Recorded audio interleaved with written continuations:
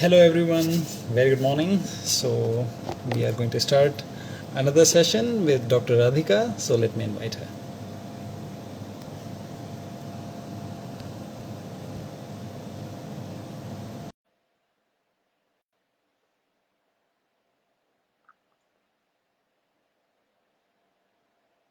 So Radhika, I just sent you the invite.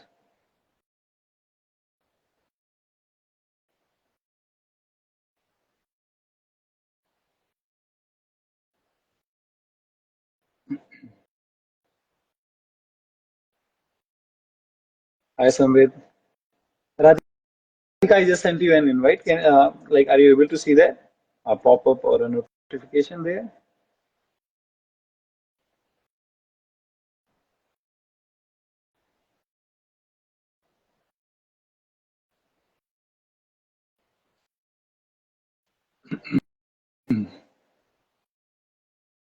And let's hope Instagram does allow us for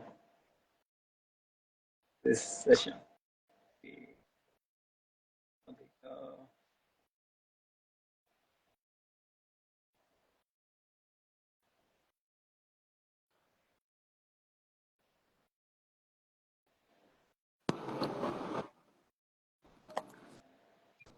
Uh, Hi Hi, Radhika. you Couldn't hear really me? join, but I'm here.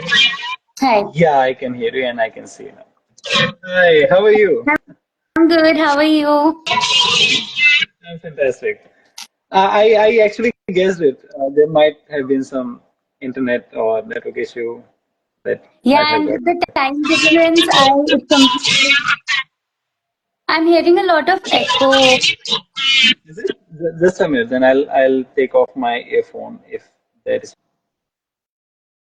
Yeah. Can you hear me clear now? Yeah, maybe it's better now. Yeah, it's much better now. I see your lab or some equipment is behind you. Are you still in at your workplace? Yeah, actually, yes. So is it too much noisy? No, the noise is okay now. Okay, now. Okay. So, okay, so let's start. So right now you are in Singapore, right? Yeah, this is where I'm based. I'm a research fellow at the National University of Singapore. Okay. So maybe we can kickstart it with, a brief introduction of your work currently you are doing in Yeah, NUS. currently, for my position as a research fellow in the Department of Geography at NUS. I am looking at blue carbon, which is the carbon that's stored in any kind of coastal wetlands or coastal ecosystem. It's called blue carbon. It doesn't look blue, but it's in water. It's the carbon stored in ecosystems that are by water, coastal waters. That's why it's called blue carbon. So I'm looking at the monitoring, measurement, and policy of blue carbon for nation at a national level scale. So, for example, under the Paris Agreement, all the countries that have signed the Paris Agreement have to submit a nationally determined contribution within every 5 years. India is also a part of it, and in their NDCs, they can include all their sources of carbon and sinks of carbon, meaning that any areas which would emit carbon and any ways they are mitigating that emission of carbon. So that's where any kind of coastal wetlands such as mangrove, tidal flats, sea grasses, they are great sources of carbon sequestration. So they take the carbon from the atmosphere and store it within the ecosystems. So those are the kind of adaptation and mitigation policies countries would commit in NDCs every 5 year under the Paris Agreement. This shows their commitment, progress, and implementation of any kind of policy or program which is helping those countries manage their emission of carbon or storage of carbon. However, However, blue carbon ecosystems or coastal ecosystems are important part of carbon sequestration. Currently, not many countries include them in their nationally determined contributions or policies. One of the reasons could be that these countries do not know how they can write policies around the carbon that's stored in mangroves or other coastal ecosystems. So we are working to create a framework, a policy framework for that. But we are also developing methods to use remote sensing, satellite imagery, and also field observations and field measurements to quantify that carbon, model that carbon, and then finally write a framework on how that can be included in the national policies. Only for Singapore. So our project focuses only for Singapore, but we hope that Singapore's example would help small island nations or countries like Singapore and other countries in South and Southeast Asia to look at that example. Yeah. So that's the And whole project. I am currently working mainly on the policy side of the project, but I also help in managing and coordinating the field modeling as well as the policy side. okay, okay. So as far as field is concerned, I know you have worked quite extensively on Sundarbans, Mhm. uh, PhD. So I'll come to that. But before we reach that point, you have done your BS in environmental studies, right? I actually not just environmental studies, but I have a double bachelor's in biology and environmental Yeah, I was. studies. That Yeah. just happened. Yeah. So So how like after after one BS, then you decided to go for another one? no, I did it. It sounds like intense, but I did both of my bachelors together. But that's the benefit of doing a bachelor's in the US. So Okay. after my high school in India, I got some scholarship to study at University of Cincinnati in Ohio in the United States, and I went there to study human genetics. That's what I was interested in at that time. So that's why I opted for biology. I was a math student in high school, and then I opted for biology for my college. So I kept jumping around. Then, after 1 year studying human genetics or working in labs that were doing human genetics research, I realized that I'm not a person who can just stay inside the lab for the rest of a career. So I started exploring geography or biogeography, ecology courses because of which I basically studied all the courses for biology and environmental studies in those 4 years and got those two bachelors. But then my heart is definitely towards the environmental studies side. Don't ask me about anything related to microbiology or anatomy or anything else, I would fail. And then how why you decided to go to the management side of it? So you always had that interest to. Yeah, that's true. So, although my environmental studies courses were more on ecology, biogeography, I started volunteering in a lab where they were using GIS. For those who are not aware, it would be making maps or using satellite data to do any ground analysis. So I got really interested in that, and I was looking for more experience in that direction while realizing that no matter how cool ecology is or biology is, we really need to understand the finance side of things, policy, laws, to actually know how management can be improved and conservation can become better. Like this was my personal interest that just studying environment or just studying ecosystem or species was not enough for me. I wanted to understand what goes into managing it, what goes into financing conservation, what laws bind those countries to manage it. So that's why I jumped again and got a environmental management degree. But although the degree was in environmental management, the research I was doing with the lab in collaboration with Google and NASA was on geospatial analysis, modeling ecosystems, and then we were working with the local governments in Southeast Asia uh, to help them use those models or maps in improving their management. So that degree kind of helped me meet both aims of management while doing modeling or geospatial analysis. Okay, and during this time you learned coding from scratch. Yeah. I mean, someone just my PI at that time just asked me that can you code, and I joked that I'm Indian. Is that why you're asking me if I can code? And he was kind of he shamefully said that yes, that was kind of why. I was in the US again, so there were not many students in environmental science department could who could not just code, but they were just, I think everyone just scared to step into that area. And I I had no coding background, but then I just took it up as a challenge and then ended up learning how to code, use JavaScript for modeling and then map making. Yeah, I And during don't still think I'm a coder, but I can get my way around when needed. okay, and during this whole time you were in USA, so how difficult that time was for you from here settling in there and completing, double BAs, then doing masters. I think I wouldn't say it was easy, but I also didn't go with a plan. I just knew that what I wanted to do at that time wasn't possible in India, especially I was maths plus biotech was what I was CBSC. So I took PCM plus biotechnology, and whoever I talked to in the biotechnology field at that time told me that I can get a BTech, I can do engineering in biotechnology, but maybe that won't lend me a biotech job. I also had a cousin who did went the same route, but she was working with, I think, Infosys.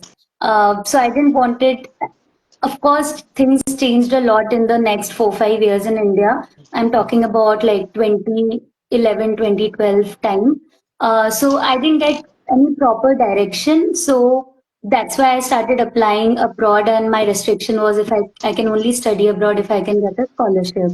So although it was hard in retrospect, I can say that I struggled a lot going from Indore all the way to US. It was the first flight I took, in fact, in my life was to go to US. So in retrospect, it was hard. There were a lot of challenges, but at that time, I don't think I was processing the challenges because I was focused on, okay, I have this scholarship and I have to make the best of this time, get a job so that I can support myself, use this scholarship to get the best degrees. And whenever I was homesick, I would just enroll myself in another course or I would be part of some co-curricular activities on campus. So I kept myself very busy. So now, if you think about it, doing 2 degrees at the same time, and then I did a certification, then I was part of some photography and some other clubs on campus. It was my way to get over homesickness and just my way of settling in there.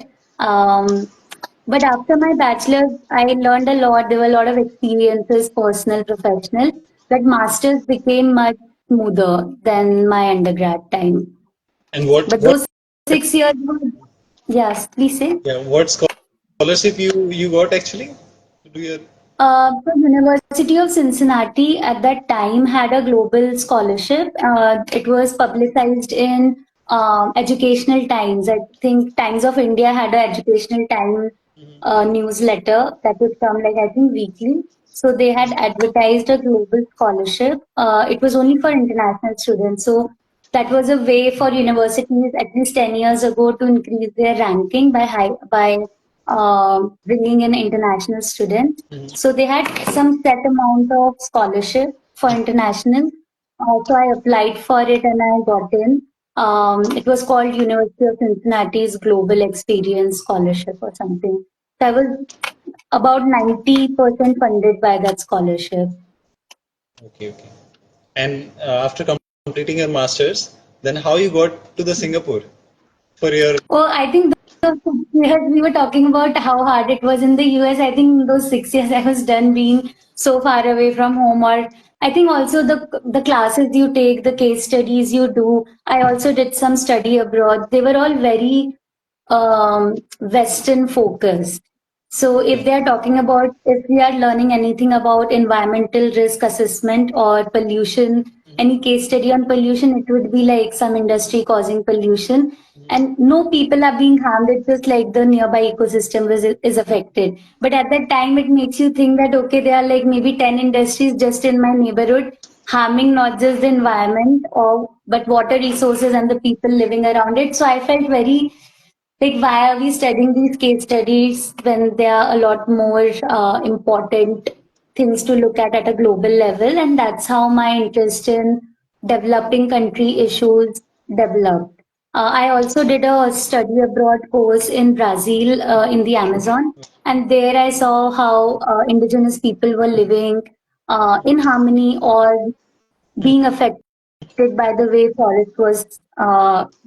forest was managed or forest was being exploited. And that's where I realized that although it was good for me to get a degree in the US, but it was incomplete to not work with developing country issues. That's where my heart was, that's where I come from. And also, that's where the impact of climate change or any environmental issue is more intense.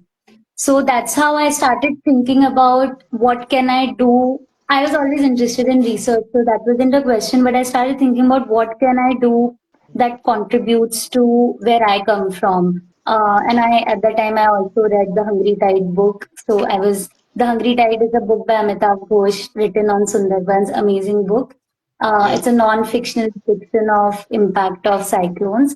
So I was very moved by it. I get moved by these emotional incidences. So I was like, okay, what can I do for this ecosystem or an area? It's within India, but it's also part of Bangladesh, managed by two different countries. Nobody's managing it effectively. So many people depend on it.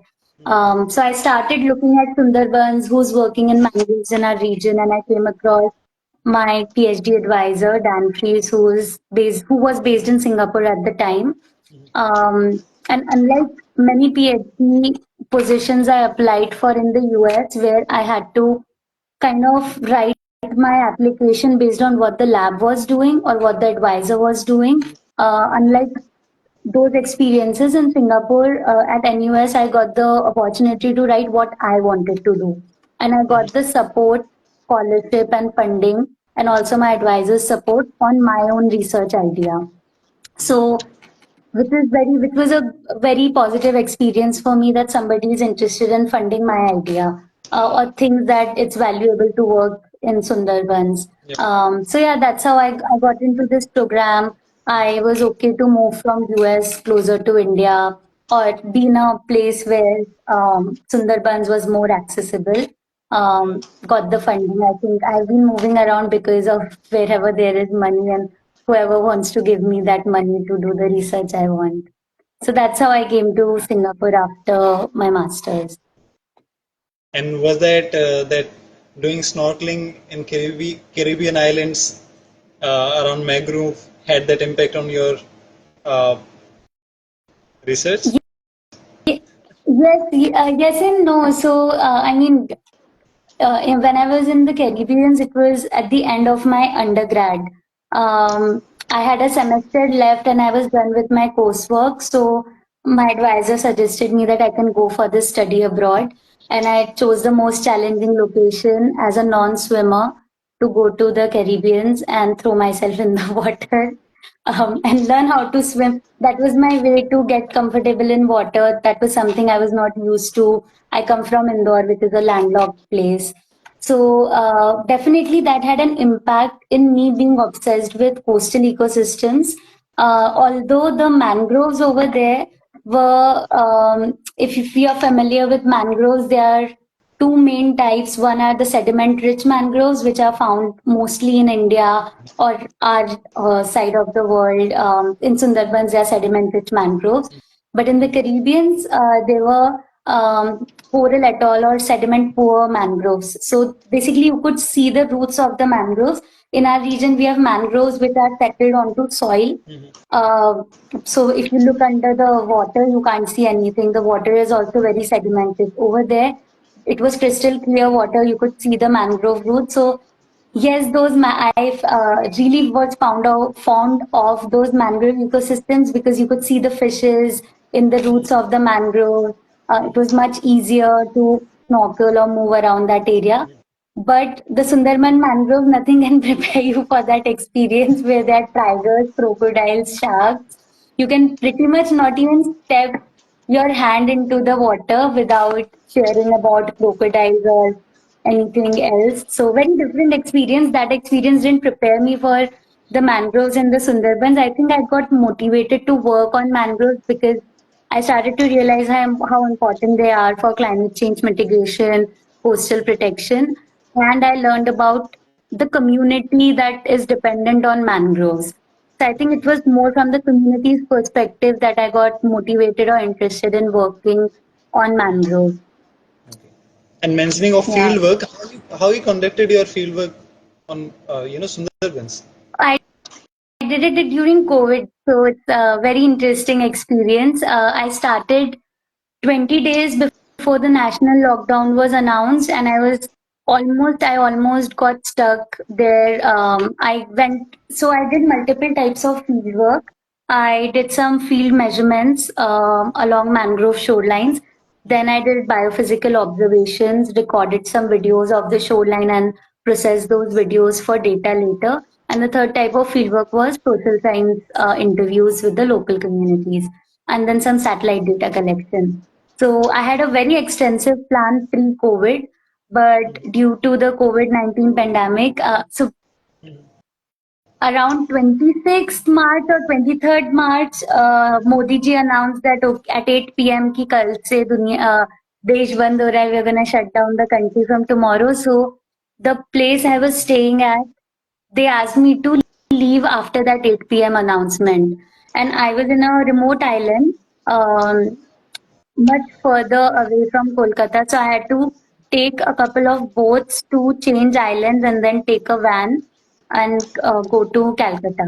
But no boat operator, no van operator was willing to help Hmm. a tourist. And then suddenly, I think people started to think whoever was an outsider had Yes. COVID or came to Sundarban or a remote place to hide away from the government because they are diseased. So nobody was willing to talk to us or willing to help us out. But then eventually, then I was just helpless. I also went to the police station to seek permission to stay one night over. But they were like, all the tourist facilities have to shut down. Only people from this neighborhood can stay here. You have to just go and do whatever. Somehow I figured out to get to Calcutta, and I thought, okay, I'll be back in 2 weeks. I dropped my bags at a friend's house. That ठीक है, abhi they are pushing us out. In 2 weeks, things will settle down. 1 year later, my bags were still at my friend's house. I took the last flight from Calcutta to Indore, and then I was just at home, so I could do some satellite analysis. But after a year of COVID, I would go in between waves. So whenever cases would go down and there was a window, I would go do my data collection. I had one base in Calcutta, so I rented out an apartment, and then I would uh, go often enough to the village side. I would stay on a boat for 10 days at a time for about 4 5 times. I did that as long as the COVID dip allowed me. And then I didn't want to stay in the village areas, which was the original plan, because I have access to cities. So I would be exposing people coming from Indore or Kolkata. I would be exposing the villagers who have very limited facilities there. So that's why I would directly go and live on a boat. The boat would keep me secluded from the local communities. Yes. And when I went to do my interviews, I would get tested. If I'm negative, then I would go and talk to the local villagers. Other than that, I stayed on a boat and we went around more than 3,000 kilometers of shoreline area. 3,000 kilometers was my total data collected. So, of course, we went much over 3,000 across India and Bangladesh, all along the river areas to collect shoreline videos. This was for me to save time. I changed some methods. I just recorded the videos there so that I could be on the boat, quickly record the videos, and then I process those videos for shoreline characteristics later. So that this was the whole 2020, I think 22 also time when I did my data collection. Oh, must have been troublesome to get passes, and that time it was COVID was very fresh. So I think Mhm. checking you might not be even allowed to go some places.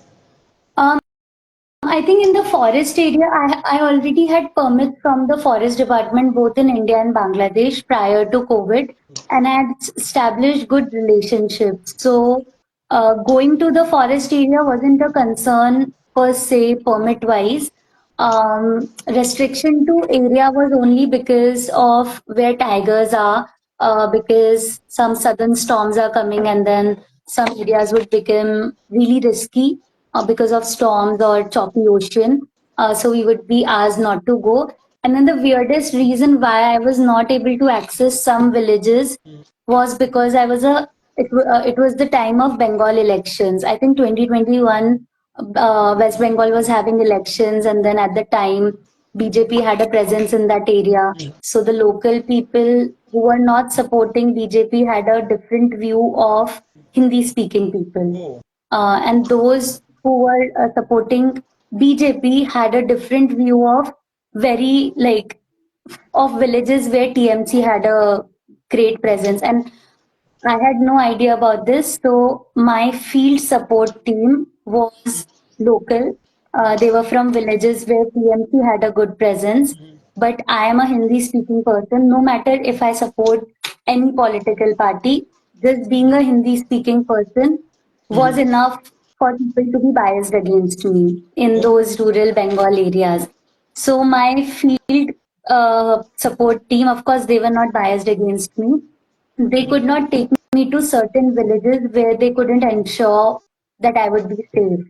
So, and they could also not take me to certain areas where they knew them being TMC supporters would be threatened.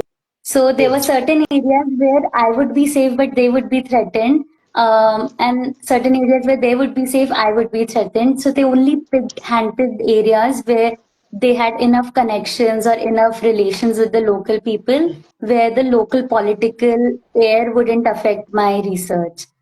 So that was the weirdest reason why I couldn't access some villages. A lot of times our interviews would go into people telling us the weirdest stories about some people came and like I don't even want to get into those stories. They're very critical, but you wouldn't want to hear those kind of extreme incidences, not unrelated to your research, a lot related to political scenario. So those were some of the difficulties more than anything else. So I had to constantly tell them that I'm not from a political party. I'm just here to ask you these research questions. If they would get political in their answers, I would have to tell them that I'm just going to write these answers anonymously so you can openly share with me. So yeah, it was not the best time to do social science interviews if an election is going on in villages. That's like notes for next time. yeah. That was take home message for maybe for others who want to conduct any research field survey there. So Yeah, how you kept yourself going that time? COVID is happening. You are hearing news all over India of deaths. Then comes this political elections. Then how you kept yourself going that time? I'm really into Sundarbans. I'm glad I chose a research topic which I was really passionate about. And even my committee, my PhD committee here and my advisors, they were okay if I wanted to cut down on my fieldwork and just focus on satellite analysis. That would have been okay, but I invested so much time already that I wanted to meet some personal and professional goals out of that PhD. Without doing the social science interviews or without doing the kind of data collection I wanted, I would have gotten a PhD easily maybe, but I wouldn't have been able to accomplish my personal or professional goals. So I think it was just the passion. I mean, it sounds like superficial, but it was just that I was really interested in the questions I was working on. And another thing was that I knew I only have that time. My scholarship is restricted. I have to finish within 4 years of starting my PhD. So either it's that time, either I go between COVID dips or I just do remote sensing work and call it. So I think it was just that I had to self motivate myself just because I was really curious and interested. A nice And take home message I take from that. And I think we have a question in our question section. Could you briefly just talk about the pressing issues of concern in Sundarbans at present? And I would add to that, like concerns regarding this political issues, regarding climate change, that sea water, sea level rise is happening, cyclones coming again and again. So these concerns related to the communities there, fishermen communities, as well as tigers, what you must have come across during Sundarban. The issues in Sundarbans are multifold. What's interesting is this ecosystem has been protected as a World Heritage site since the 1960s across India and Bangladesh. So, if you go by the books, if something has been and it's under strict protection. So, a lot of local villagers are not able to access forest resources. So by books, if you have strictly protected an area, technically it should be doing very well. But that's not the case. Uh, all across the world, we see unprotected areas or areas which does not have any legislation protecting them, usually have a lot more issues than protected areas. But in the case of Sundarbans across India and Bangladesh, no matter what kind of protection there is, the ecosystem is not doing very well. Local people or exploitation by local communities is very minimal because there's high restriction by the forest department. The bigger issues are cyclone and storms, but that has been occurring in the area over the past century. So that's something even the ecosystem and the people are used to. Sea level rise is a concern, but if you compare deltas across the world, it's also not that big of a concern because the Ganga Brahmaputra delta has a lot of sediments that can replace the rising sea tides. Direct man-made issues are more of a concern, but also hard to manage. So upstream dams, there's Farakka barrage upstream in the Sundarbans on the Brahmaputra Meghna river channel. That dam stops the flow of fresh water downstream or controls the flow of fresh water. This especially affect the Sundarbans in Bangladesh. It's the dam is in India, and it affects the fresh water that can flow into Bangladesh side. Mangroves grow at the interface of fresh and salt water, but they definitely need fresh water to survive. So if there's a dam upstream, it's going to affect the lack of supply of sediments because of the dam also affects both the ecosystem and the people. So if the fresh water is being controlled, they open gates of the dam randomly, so the water flows with very high intensity. And there's also a lack of sediment that's being supplied downstream because the dam is controlling the supply of sediments. Because of this, coastal erosion or breaking off of land in the shoreline areas is one of the biggest concerns, and that's what my research was based on. Not just mangrove forests are being lost because of coastal erosion, but the local people are losing land as well, and it's so extreme that overnight they lose parts of their houses to the sea or to the river, and they would meet, and then this is not even during cyclones or storm. At any random time during the year, if the gates are open or if the river forces such, they can lose their land right along the shoreline, which could be part of their house overnight or slowly and slowly throughout the year. And this can affect their farms because of saltwater intrusion or flooding. This can literally affect their properties. Meanwhile, they have very restrictive livelihood options because the forest is restricted for their access. They can do very limited fishing or forest resource extraction like honey. It's regulated by very strict permits. So lack of livelihoods for local people, losing land on a continuous basis, they are being eaten by both sides. They can't earn money because of lack of livelihoods. Their resources are being affected on a regular basis because of coastal erosion and flooding. So, dam and maritime transportation are two big local issues. If you take away climate change and sea level rise from the scenario, you would see more direct impact because of maritime transportation and dams.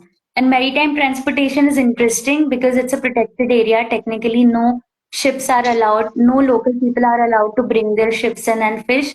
However, these big giant fishing trawlers are allowed to go through the forest, which doesn't make sense to me if it's a protected area. But those two issues are key, which are causing coastal erosion and other issues in the area. I hope that answers the question very well.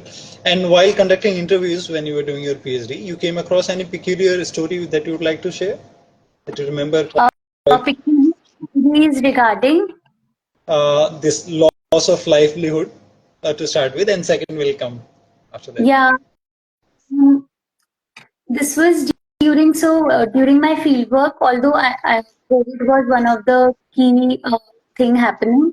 Storms and cyclones were also occurring, so I would time my field work so that I can avoid storms and cyclones. So what happened was I went in Feb of 2021 and I did some interviews in the Indian side. Then again, I think some COVID wave started. This was the wave, I don't remember the name, but this was the wave when we were getting, we didn't have enough oxygen cylinders. It was the worst kind of time. By then, I had come back home, and then cyclone occurred in that area, Amphan. And then I went back after one COVID wave and one cyclone later.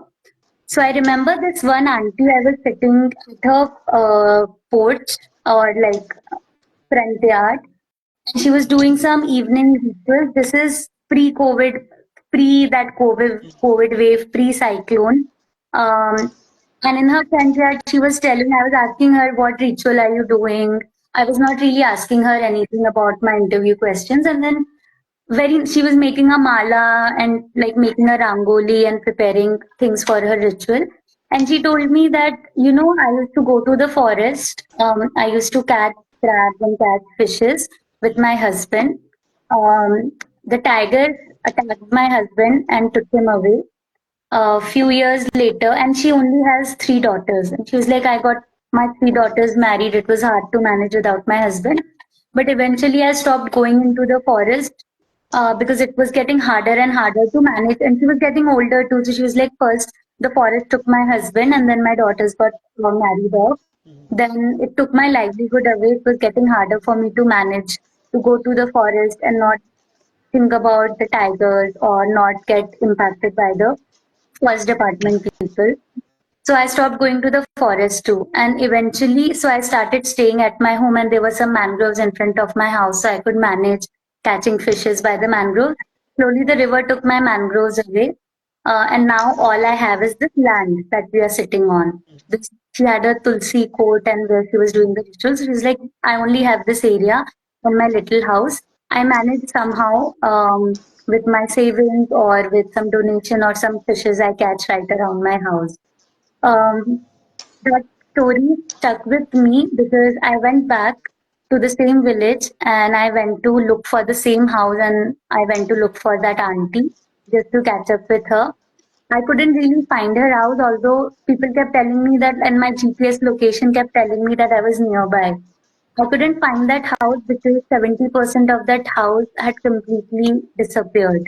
So the shoreline I was standing at, technically, that part was that shoreline point was part of her house, and about 75% of that house was completely gone. The Tulsi court or the front yard where we sat and chatted, this is just within 5 months, had completely gone. And the part that was left was already in water. So it was so there was water on my right where the river was, and there was water on my left where her house was flooded. That was because of a cyclone. But over time, the flooding led to breakage of that shoreline and took a huge part of that house. So eventually, so she lost the resources in the forest, she lost her husband, she lost the mangroves in front of her house that would protect her or give her fishes. And eventually, the land that she was relying on wasn't there either. So, but she was still living in that flooded house because she had nowhere to go. So, that's one story I often refer back to.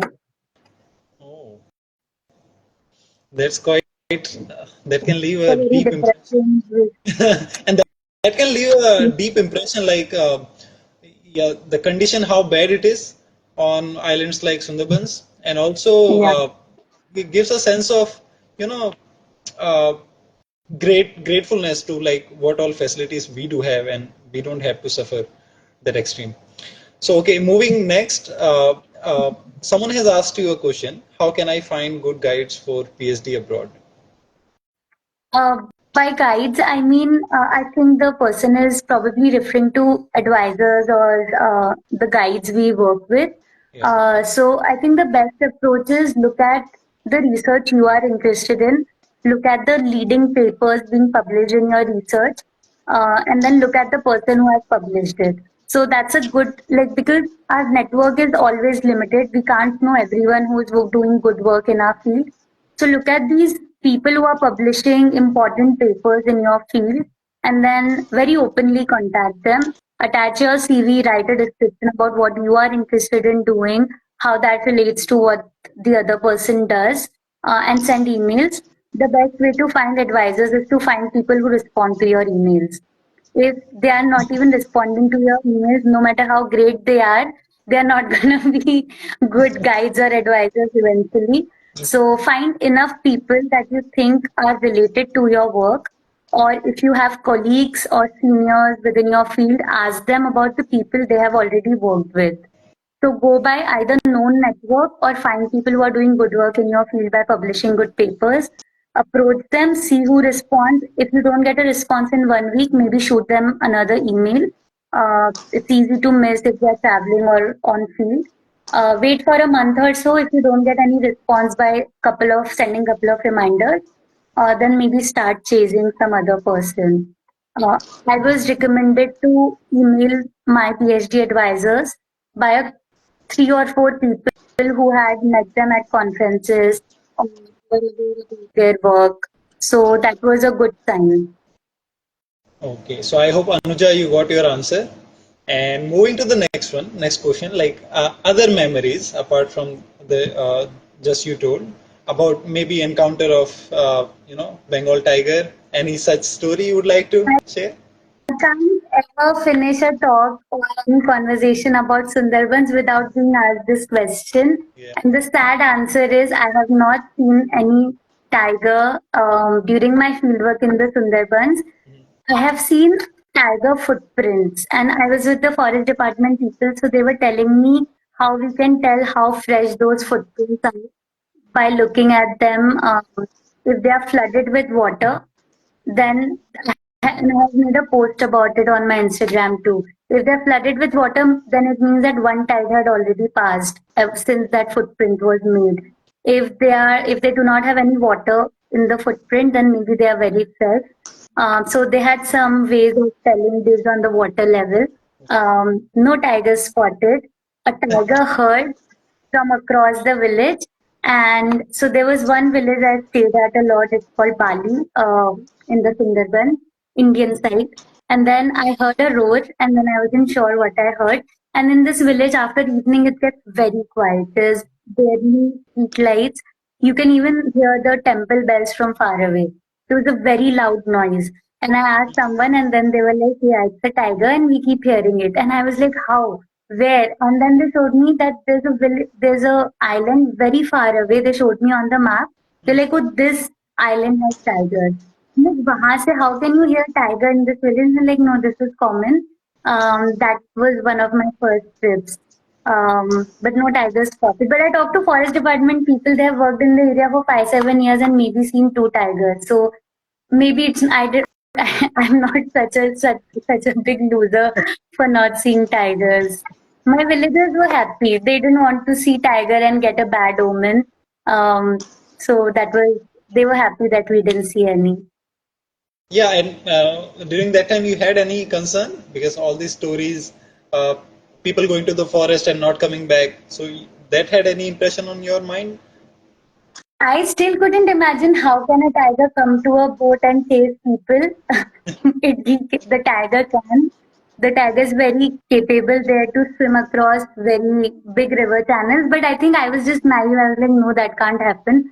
So I wasn't so scared.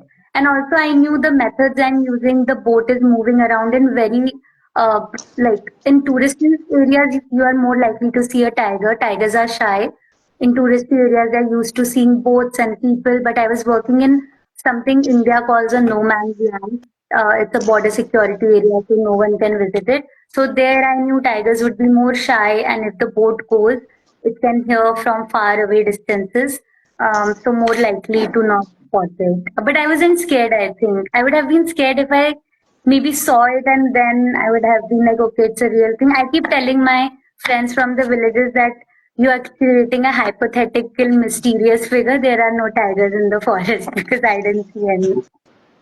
Yeah, but it sometime it will be only once in a lifetime incident. One will come from behind and you'll not be there to tell the story. Yeah, no, I think I was not stepping into the forest reserve, the tiger reserve areas. It's Yeah. not allowed, at least in India. In Bangladesh, you can go in and step into the areas where there are tigers, but with a gunman, which means if you see a tiger, maybe the gunman would take care of it. So I also didn't want it to risk that. Um, but for those who are listening and want to see a tiger in the Sundarbans, the best way to do is get some local tour guides. They organize tiger tours where it's not a basic touristy tour where you go around the Sundarbans, see the different mangrove areas, but the tour is designed to look for tiger and go after the tiger, and it takes days to look for signs. And if they know tiger has been in an island, maybe next day it's likely to spot them during low tide. So you have to spend good amount of money and 7 8 days to actually chase the tiger. That's a like the tour should be focused for tiger spotting. Otherwise, it's very hard. So that's a good message for those who want to spot the tiger in Sundarbans. And we have a question from Tidal Foundation that please recommend some books or papers on Sundarbans useful to anyone wanting to understand the region's dynamic geography.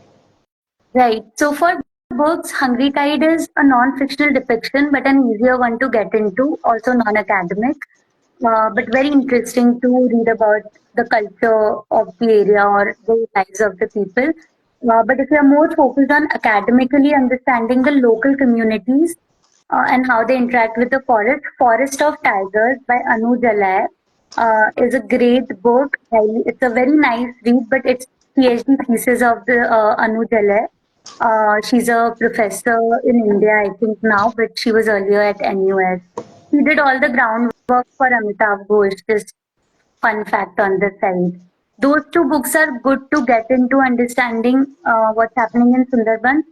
Research papers, how can I recommend research papers here? You can email me and I can send you research papers that might be easier.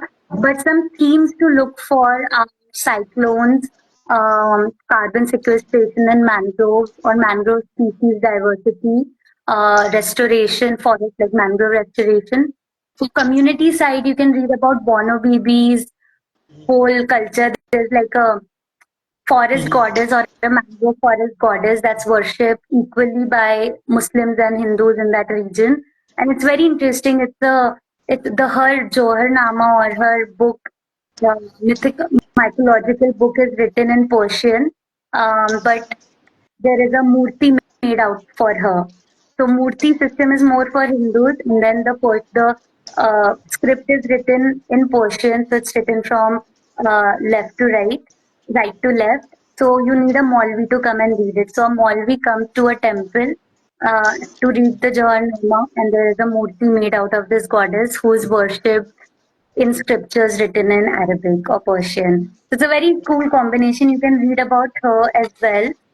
For communities' perspective, you can read about the human-tiger conflict, impact of flooding, cyclones, or coastal erosion on people. Those are some things you can look for papers, or you can email me. I can send you some. Oh, those are nice recommendation. And in fact, you have a book chapter, if I'm not wrong, challenges in transboundary conservation. So what is that chapter talks about? So it talks about, I think it includes case studies from Sundarbans, but it talks about the idea of transboundary natural resource management.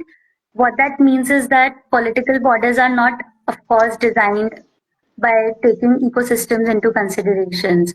So the mangrove forest in Sundarbans, 40% of it is in India, 60% is in Bangladesh, and there's a river dividing what's in India and what's in Bangladesh. So of course the natural resources, the wildlife, flora and fauna, of course do not follow that political border. And even the environmental stressors or issues are such that they won't follow a political border, right? A cyclone won't be like, okay, I'm going to go to India this year. So why is it being managed by looking at two small political units when there are very obvious ecosystem borders which you can focus on, which is what defines how the forest or the area would be impacted. So that's the whole theory about transboundary. Transboundary means going across boundaries.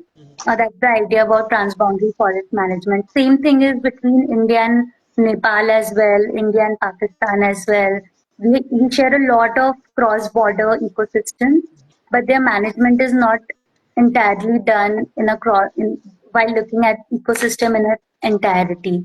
A lot of those issues are also in Africa. So that was what the chapter is about, how transboundary ecosystems should be managed and how they should be considered a single unit rather than political units. Okay. We should give a read to that, definitely. And you have been to other, other island like French Guyana, if I'm not wrong. You have been to other mangrove. Was that a mangrove ecosystem in French French Guyana? Guiana is a mangrove forest. I didn't physically go there. I just did satellite analysis, but I've been to Caribbean. And if we are talking just about mangroves, then I've seen the mangroves in Florida, Caribbean, India, Bangladesh, Singapore, and some others in Southeast Asia. And how cool was that to get Net Geography, that Explorer during your PhD? That's so cool. How you got that? Yeah, it was an amazing experience to become a Nat Geo explorer.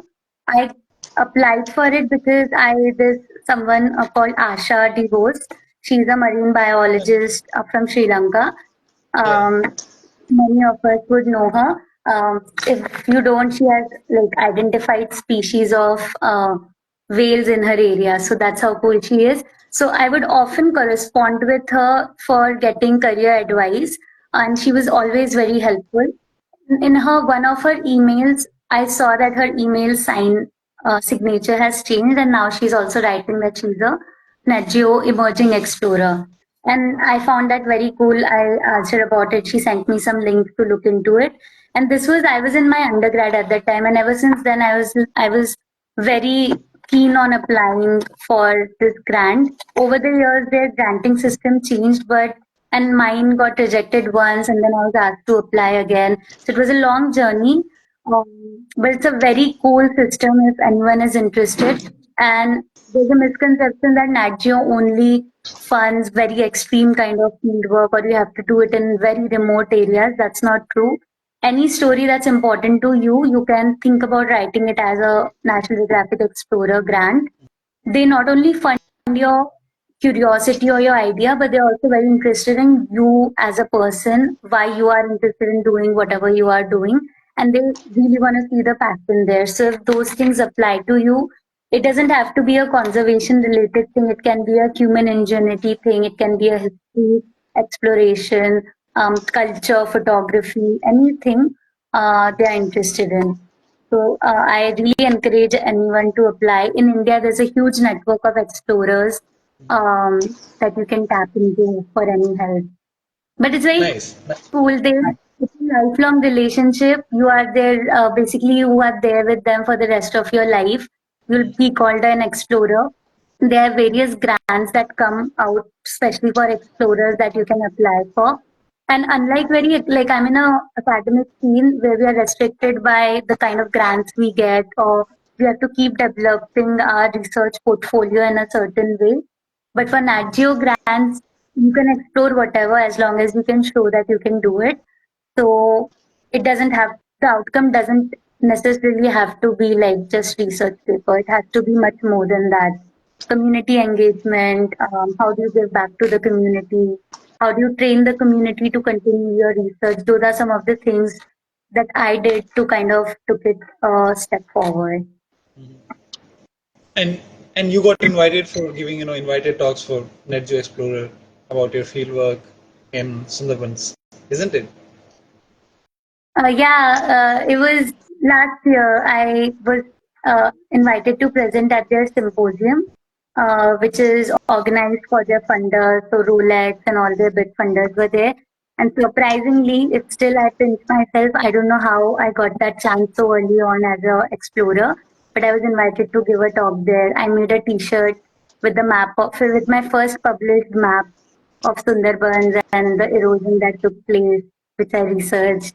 I wore that T-shirt and gave the talk. So that was also very cool.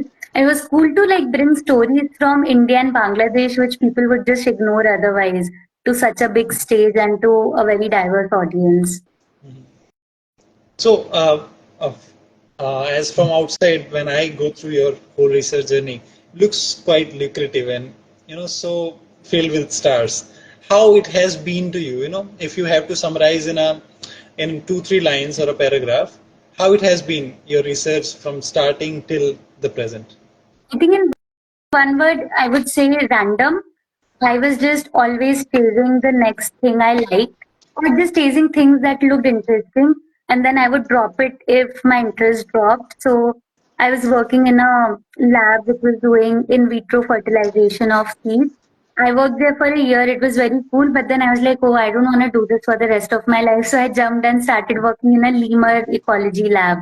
So stuff like that. So I kept jumping around, kept looking for opportunities, and I was always restricted by funding. So wherever I could find my interest, but also find a way to fund it, whoever was interested in, if they had some funding program.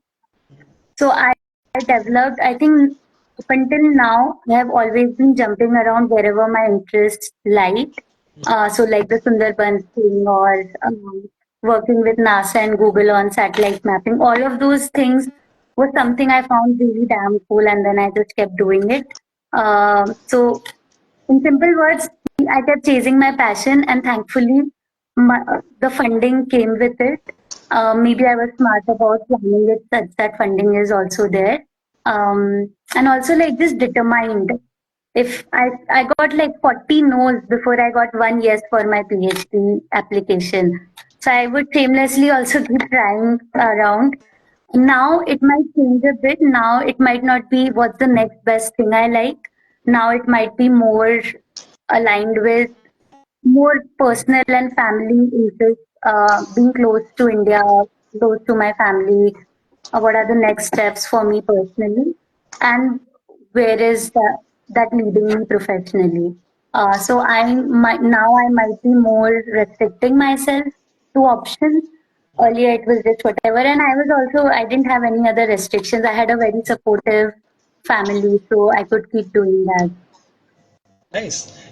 And what would be your take-home message for someone who has, just completed master, wondering whether to go for the PhD or doing research? So what would be your take-home message from your journey?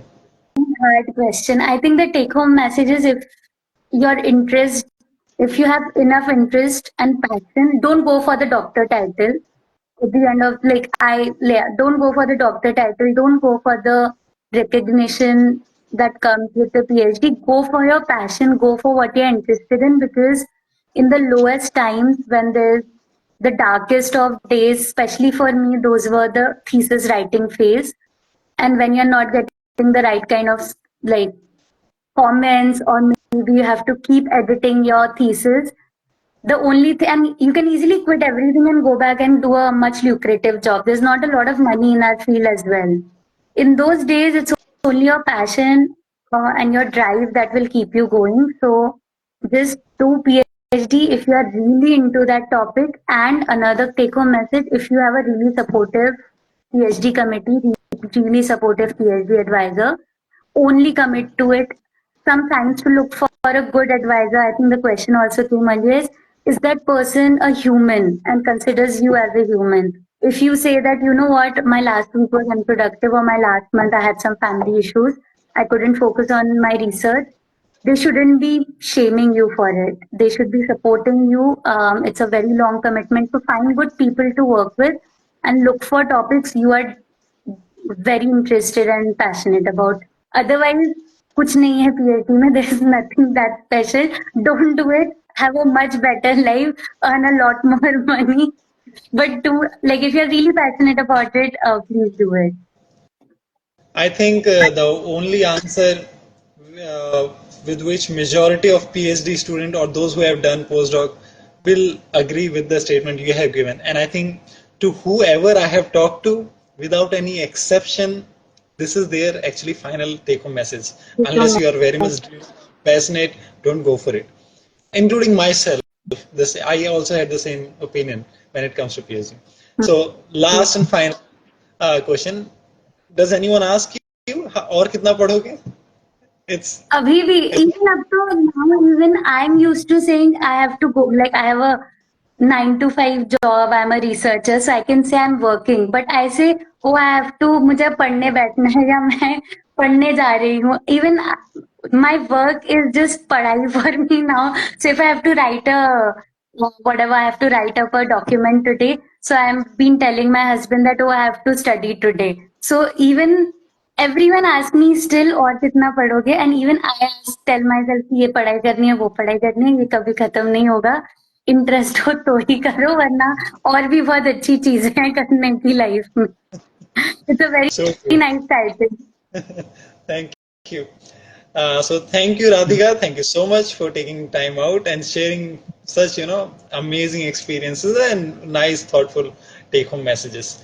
So we'll just go through if there are any questions because sometimes I have missed some questions and later I get just we'll just scroll through it. No, in question box, no. Yeah, we are good with this. Thank you Okay, so much for having me. sorry. I was saying thank you so much for having me. It was a very interesting conversation. Yeah, same here, same here. Thank you so much. All the very best for your coming timing and NUS. Actually, I am also looking forward to NUS, but let's see. So, hope to see you somewhere. All the best and thank you again. So, Thank bye you. bye. Yeah. And those who joined, them also. Thank you so much. Thank you so much for joining. And coming week, we have another very interesting session with Madhusri Mutke, and you would love to listen to her. So stay tuned. Maybe you can subscribe to the channel or follow this to get the updates. Thank you. Thank you, Anija, to stay and asking question. See you all coming week.